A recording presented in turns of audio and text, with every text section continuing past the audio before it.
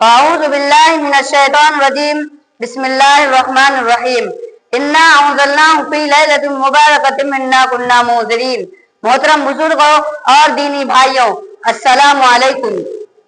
آپ کے سامنے قرآن پاک کی چند آیت کی تلاوت کی گئی، جس میں اللہ رب العزت کتاب مبین یعنی قرآن کی قسم کھا کر فرما رہے ہیں، ہم نے اس کو برکت والی رات میں اتارا ہے۔ اس رات میں حرام اور محکم کا فیصلہ کیا جاتا ہے۔ ہم نے آپ کو رسول بنا کر بھیجا ہے۔ اس آیت میں برکت والی رات سے مراد شعبان کی مہینے کی 15ویں رات ہے، یعنی رمضان المبارک سے 15 دن پہلے والی رات۔ اس رات کی بڑی فضیلت اور برکت بیان کی گئی ہے۔ ایک حدیث پاک کا مفہوم ہے کہ اللہ تعالیٰ 4 راتوں میں خیر و برکت کو بڑھاتے ہیں۔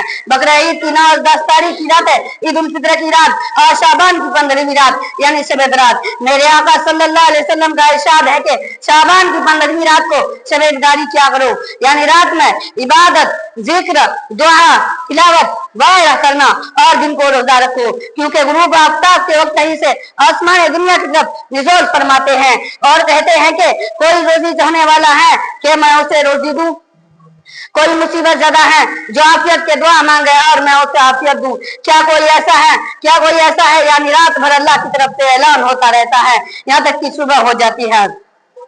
ایک حدیث میں یہ بھی آیا ہے کہ اس رات میں پورے سال کے اندر مرنے والے پیدا ہونے والے بچے کا نام لکھا جاتا ہے۔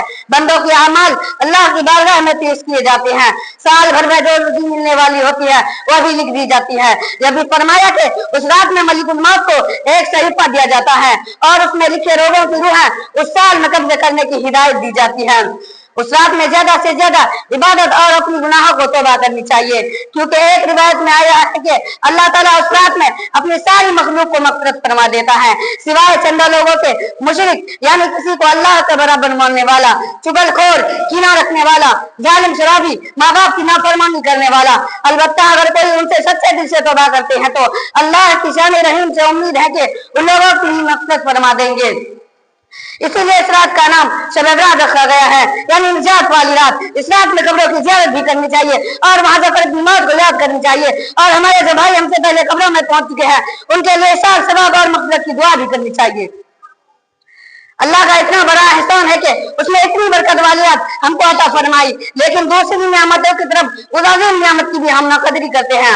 اس رات میں جہاں رو کر اللہ تعالیٰ سے اپنی گناہوں کو معافی مانگنی چاہیے، وہاں ہم اور ہمارے بچے سوئے ہو روشنی آتش بازی کرنے میں لگ جاتے ہیں، ایک سے بڑھ کر ایک آتش بازی کرتے ہیں، سینکڑوں روپیوں کی آن میں برباد کر دیتے ہیں، روز کی بدبو سے پردہ بندی ہو جاتی ہے۔ اس رات میں کوئی اللہ کا بندہ عبادت بھی کرنا چاہتا ہے تو ان کو خلل ہوتا ہے اور خود اپنی عبادت کا نقصان ہوتا ہی ہے۔ اس کے علاوہ آتش بازی اکثر جننے مرنے کے حقدار بھی ہو جایا کرتے ہیں۔